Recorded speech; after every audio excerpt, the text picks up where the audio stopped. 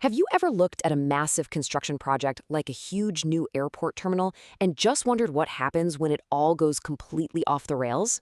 I'm not talking about a few weeks of delay. I'm talking about a project falling more than a year behind schedule.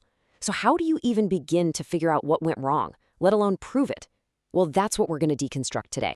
409 days. Just let that sink in for a second. That is the unbelievable delay we are digging into. We're talking more than 13 months behind the original deadline. A number this big is a huge deal. It can trigger millions of dollars in penalties, kick off endless legal battles, and create a whole mountain of finger pointing. And that really is the central mystery we're cracking open in this explainer. How on earth do you untangle a mess this complicated? This isn't about guessing or just blaming the other guy. Nope. This is about a forensic investigation, about following a very specific trail of evidence to find the truth buried deep inside the project's own timeline. To solve a mystery like this one, you absolutely need the right tools. I want you to think of this like a crime scene investigation, but for a construction project. You can't just show up at the very end and look at the final delay. You have to go back in time, almost like rewinding the tape, to analyze every single event that pushed that deadline further and further out. The number one tool for this job, the real weapon of choice for the analysts, is something called a time impact analysis, or TIA. It's an incredibly powerful method. It lets you go back to the original approved schedule and digitally insert a single delay event. Let's say the client provided late access to a work area. And then you can measure its exact ripple effect on the project's final completion date. It is all about cause and effect.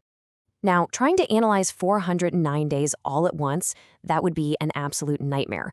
So what the pros do is use a technique called a window analysis. Instead of looking at the whole delay in one go, they break the project down into smaller, more manageable chunks of time, these windows. Inside each window, they can pinpoint specific delay events, plug them into the schedule, and measure the precise impact. It's a really smart, step-by-step forensic approach. All right, so we've got our toolkit ready to go. Now it's time to put on our detective hats and start following the evidence. We're going to dive into a few of these windows to see exactly how this project ended up so far behind schedule. Let's start with our very first clue. So this first clue takes us to the baggage reclaim area. Now, the contractor was supposed to get access to start their work on November 11th, 2025. They were all ready to go, but they couldn't get in. This is a classic, really straightforward case of delayed access. Now, here's where the evidence gets really interesting. Just look at the slip column in this table. The initial access delay was 268 days. So what happened to every single milestone that depended on that access?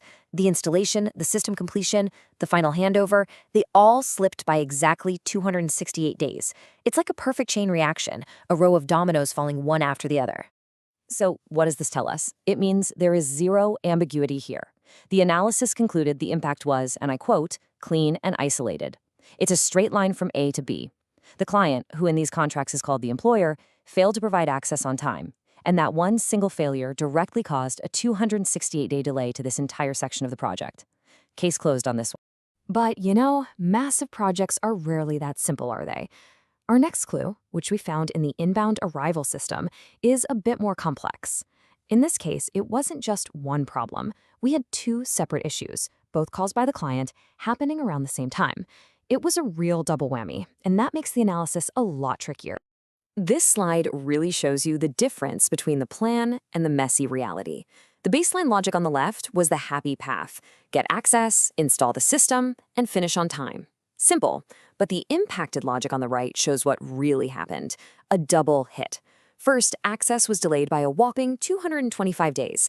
Then, to make things worse, the client issued an engineer's instruction, or EI, which is basically a change to the scope of work, further complicating things.